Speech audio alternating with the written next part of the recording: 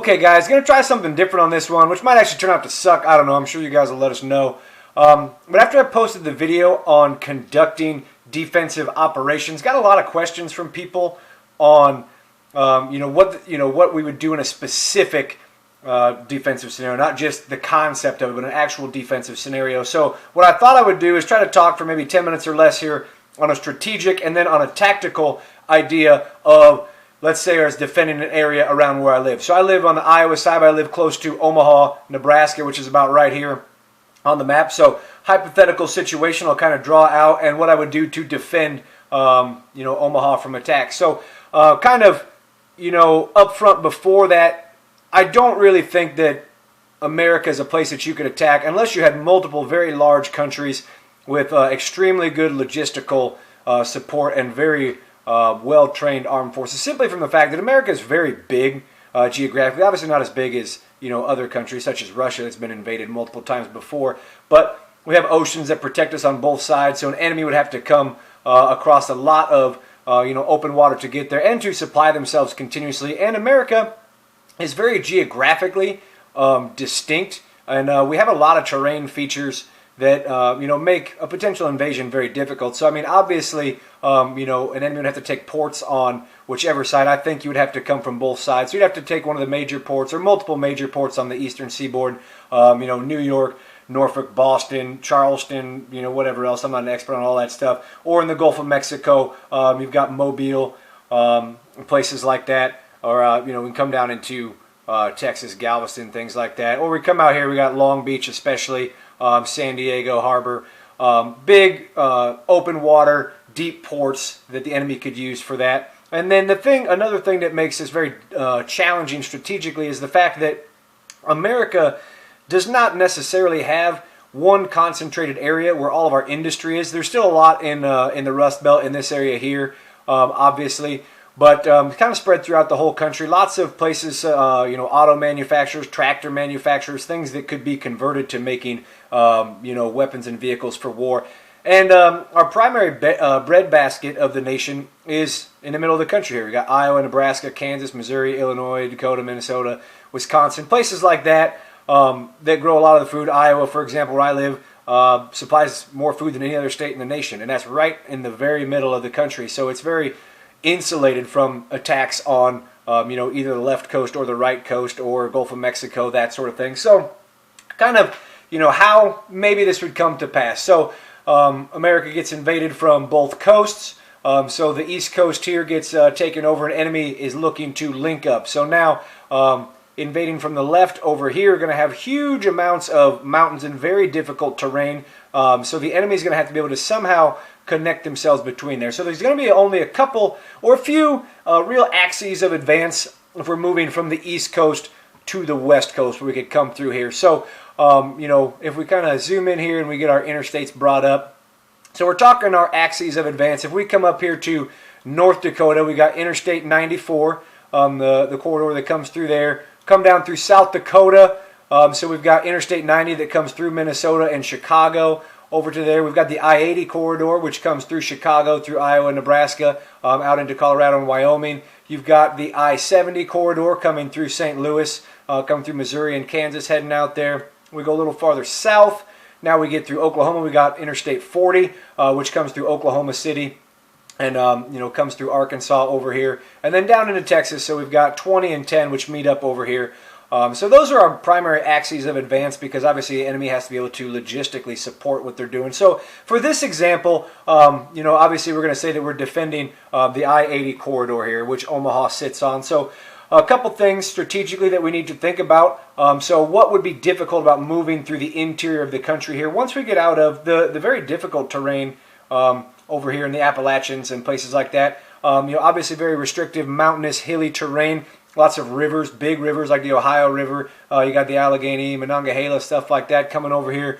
We get over into the Mississippi, which runs on the eastern side of Iowa, down through Missouri, down to the ocean. The Missouri, which runs on the western side of Iowa, cuts through, meets up over here with St. Louis. Potentially very important strategic asset for being able to supply not only troops but logistic support. So if an enemy was able to get all the way over here and they had access to and control of the Mississippi River, now that opens up the Gulf of Mexico to be able to use the Mississippi River and supply this north to south supply route coming up through the interior of the country. Very important there. St. Louis in particular, I think, would be strategically very important. Not only, we zoom in here, is St. Louis very plugged in to the road and rail network, but the Mississippi, as we said, comes through over here, and the Missouri meets up with it over here. So the ability to control two of the biggest rivers, well, the biggest river in the country and one of the biggest rivers in the Missouri, very strategically important at St. Louis. So for this example, we're going to say that maybe St. Louis is being handled by a different Army group, different set of units. Obviously, we're going to concentrate on the I-80 corridor. So thinking strategically from our advance here, I'm going to go ahead and bring it over. And so I think that a city, for example, like Cleveland, Ohio, would be very important in operations coming through the I-80, the I-70 corridor, because of the fact that gives us access to the Great Lakes here, and the Great Lakes give us access through the Erie Canal out to the ocean. So ocean-going traffic able to come pretty far to the interior here and meet up with a city like Cleveland that has a very good industrial base, very good road and rail network, and it's very close to places like Columbus, Indianapolis, and Chicago, which are very big hubs. Chicago especially, traditionally Chicago is very much a railroad town. Obviously, we don't use it in the same way or to quite the same extent that we did at the end of the 19th century, beginning of the 20th century, but still very much plugged into the rail centers there. And obviously, we've got O'Hare, airport here in Chicago, but also multiple smaller airports. So being able to use that to supply, to ferry troops and supplies to this area, very big deal. Having the access to that to be able to work a lot of our issues here. And then, so obviously we said Indianapolis, the same thing. So being able to link these two together as we talk about our I-80 and our I-90 corridor, coming through here to get to our I-80 corridor, and then coming through Indianapolis into our I-70 corridor. So very important to keep those for our strategic assets as we move through. So kind of, now last point before we kind of stop and then we start talking about our actual tactical defensive operations. So why might, and this is why it's kind of interesting or just fun to play around with, why might a place like Omaha area be strategically important? So a couple things. One, Omaha and then Council Bluffs, which is the Iowa side, sits right on the Missouri River. So control of the Missouri not only as a defensive boundary or a hindrance to our offensive operations, but like we talked about before, the ability to use the Missouri to move boat traffic, barge traffic to help supply our advance logistically and in terms of manpower. Very, very big deal.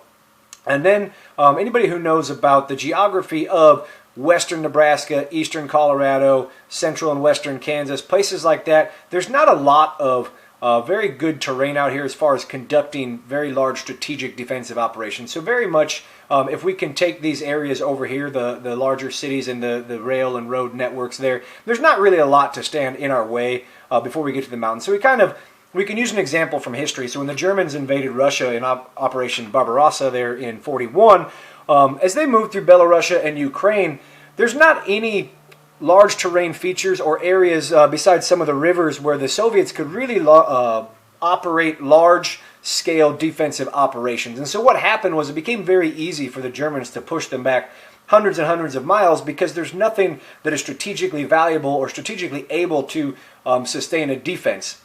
So now that kind of got flipped around, at the end of 1943 when the initiative was lost after Operation Citadel and the Soviets were now pushing back, the Germans fell into exactly the same situation as the Russians had been in before. As you move through Ukraine, there's just not areas to operate defensively, so they're forced to retreat farther and farther and farther west, and so that helped greatly, in how they were able to be driven back. And so our last kind of little plug in here. So besides the I-80 corridor, as we move in through here, Omaha and Council Bluffs are traditionally one of the largest rail centers from the westward expansion of America back at the late 19th century, early 20th century, and still very much plugged into the rail center here. There's actually a Union Pacific Museum in Omaha, if that gives you any clue as to how big the railroad was here. So very big rail network, very big amount of infrastructure for rail traffic to go with barge traffic, boat traffic on the river,